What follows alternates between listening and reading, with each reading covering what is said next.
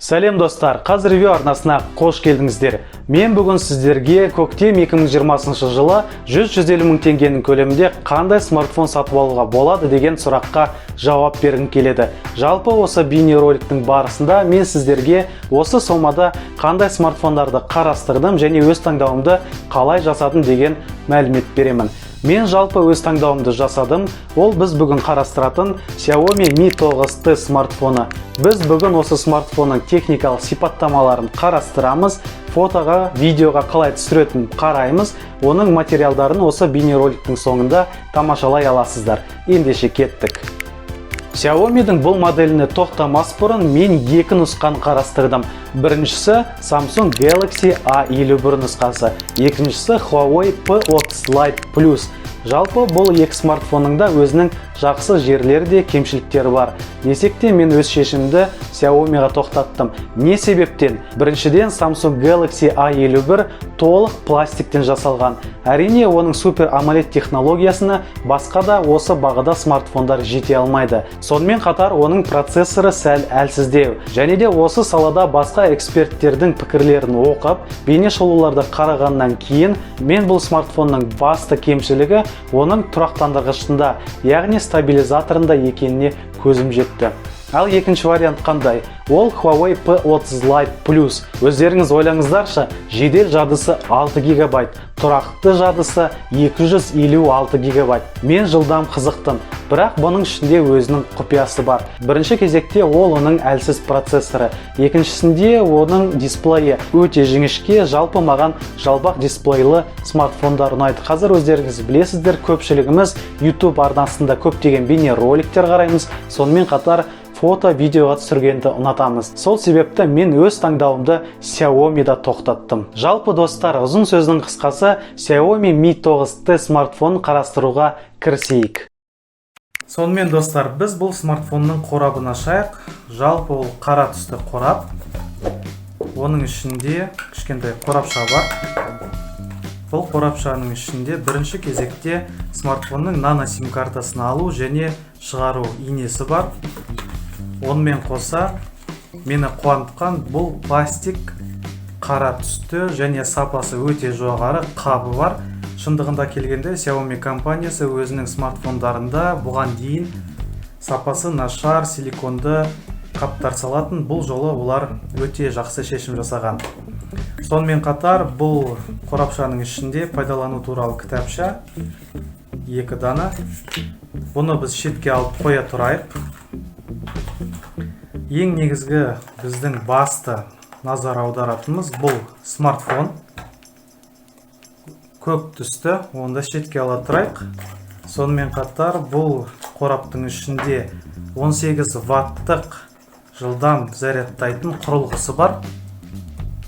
Мына жағы USB және де Type-C форматтағы кабель. Шындығында өте қуанышты, бұрынғы заманғы микро USB емес. Бұл өте қуантып отыр. Бұл қорапшаларды біз жеке алып қояйық. Сонда біз смартфонға келейік. Жалпы бұл смартфонның түсі 3 түрлі: қара, қызыл және көк. Өздеріңіз байқап отқандай, мен көк түсті смартфонға тапсырыс бердім. Оның қара түсіндегі дизайны карбон, қызыл түсіне мен назар аударған жоқпын және маған ұнағаны ол көк түс. Оның өлшемдеріне келетін болсақ, оның ұзындығы 15-6 см, ені 7-4 см, ал қалыңдығы 8-8 мм. Жалпы смартфонның салмағы ауырлау 190 грамм. Егер сіз әшейінде жеңіл смартфонды ұстап үйреніп қалсаңыз, онда бұл смартфон сізге ауырлау болып келеді. Дисплейі Full HD. Сіздердің көздеріңізше мен бұл смартфонды қосайын. Қаншалықты тез қосылатынын өздеріңіз байқаңыздар. Бұл жерде өте мықты, ұятқа қалдырмайтын процессор орнатылған. Ол туралы қазір сіздерге алда айта жатармын. Жалпы бұл смартфонның жоғарыда айтып кеткендей экраны Full HD, 2340-та 1080 пиксель, яғни 1 дюймда 403 пиксель бар. Экран AMOLED Gorilla Glass технологиясымен қорғалған, яғни алды да, арты да шыны металлмен араласқан, арт жағы металл және шыны. Сонымен қатар бұл жерде экраны 2,5D технологиясымен жасалған, жиектері шетке қарай ығысқан. Енді мен сіздерге смартфонның жақтауларында не орналасқанын айта кетейін.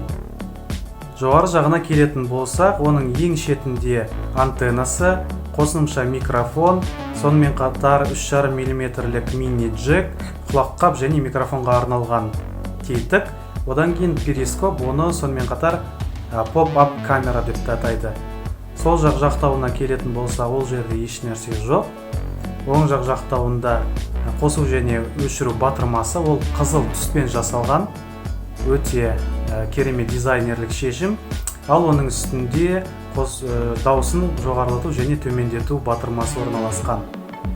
Ең астына келетін болсақ, бұл жерде екі жақ шетінде екі антенна, монодинамик, негізгі микрофон, Type-C форматтағы зарядтау тетігі және де нано сим-карта, екі нано сим-картаға арналған слот. Бұл жерде айта кететін жайт, бұл слотқа қосымша microSD карта қоюға болмайды. Сондықтан оны ескеріңіздер. 64 гигабайттық не 128 гигабайттық нұсқасын алған кезде оның көлемін әрі қарай өзгерте алмайсыздар. Сіз бұл смартфонды сатып алған кезде оның ішінде 9-шы версиялы Android болады. Бірақ сіз оны жаңарту арқылы 10-шы нұсқасына дейін көтеру алуға мүмкіндігіңіз туады. Мен сіздерге қазір көрсетейін. Мен 9-шы Android-та 10-шы Android-қа дейін жаңартып алдым. Сонымен қатар бұл смартфонның ерекшелігі, заводтан шыққанда оның оболочкасы 10-шы нұсқада болады, бірақ сіз жаңарту арқылы оны 11-шы нұсқаға дейін ауыстыруға мүмкіндік аласыз. Енді бұл смартфонның өзегі, жүрегі, негізгі қозғаушы күші процессорға келетін болсақ, бұл смартфонда Qualcomm Snapdragon 730 деген процессор орналасқан. Шындығына келсек, ол кез келген ауыр форматтағы ойынды, болмаса видео редактормен жұмыс істеуді және фото редактормен жұмыс істеуді көтереді, ешқандай қиындық туғызбайды. Бұл 8 ядролы Snapdragon 730 процессоры ешқандай да қосымшаларды қосқан кезде немесе беттерді ауысқан кезде тоқтап қалу деген сияқты проблемалары болмайды. Ол жағынан уайымдамасаңыз болады. Егер де бұл смартфонның ішінде орналасқан модульдерге келетін болса, ол жерде 2,4 және 5 ГГц диапазонда жұмыс істейтін Wi-Fi, сонымен қатар 5-ші Bluetooth және де NFC модулі орналасқан. Онымен сіз сымсыз төлемдер жасай аласыз. Бұл смартфонның AMOLED дисплейі болғандықтан ерекшелігі Always On Display функциясы. Мен оны бұғаттаған кезде бірнеше секундтан кейін оның бетіне тиісті ақпарат шығады. Оны баптауларға кіріп, сіз неше түрлісін таңдауыңызға болады.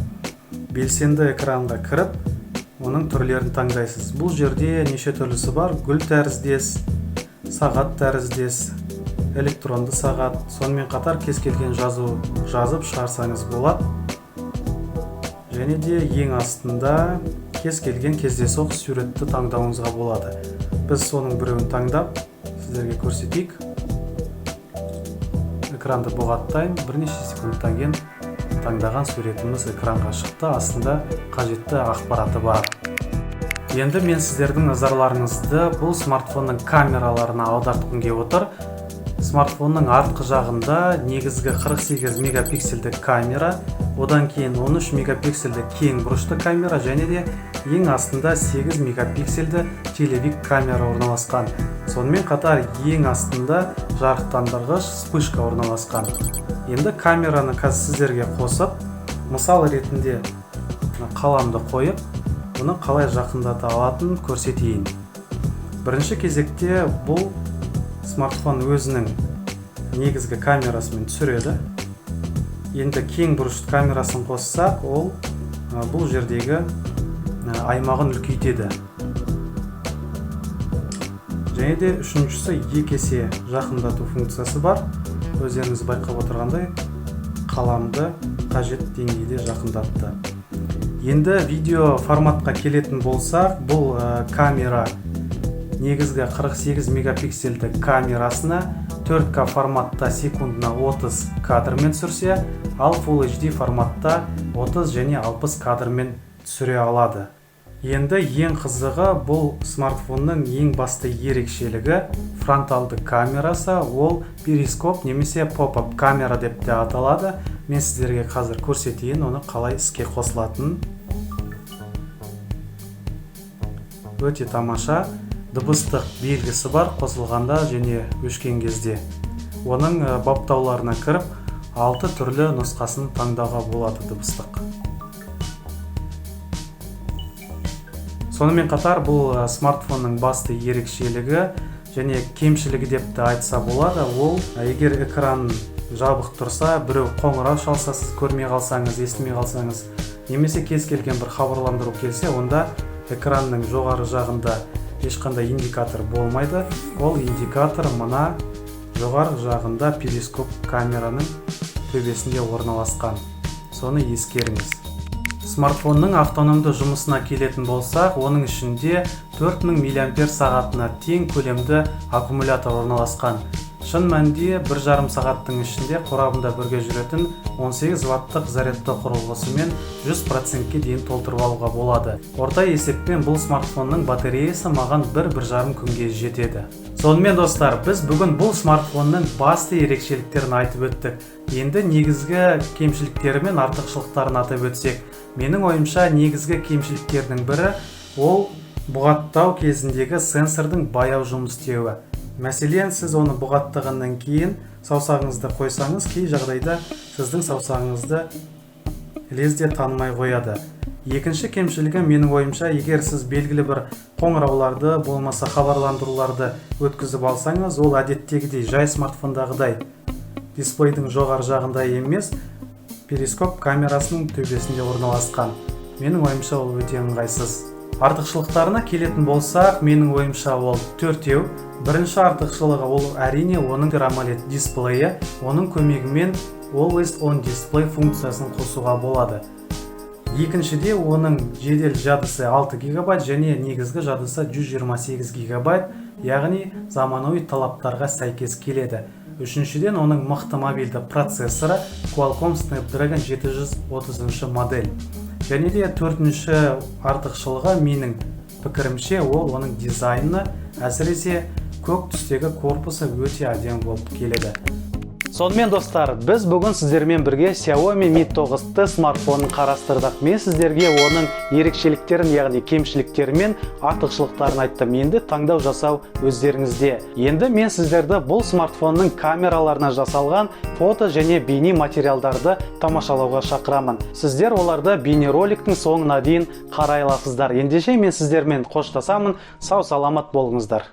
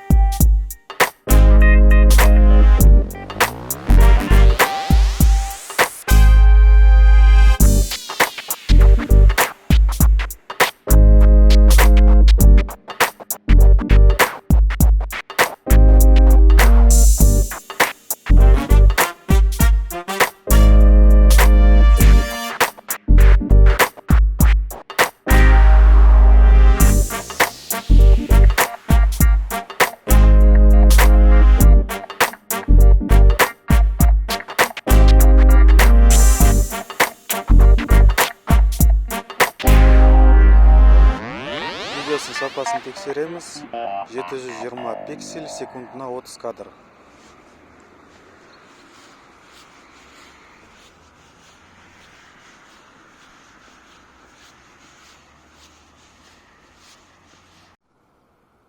Мың 87 пиксель, секундына 30 кадр.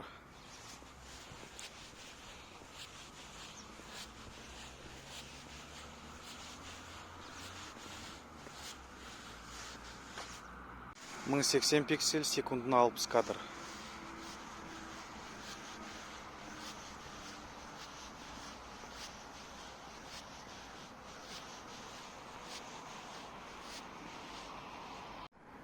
Төрт К формат, секундына 30 кадр.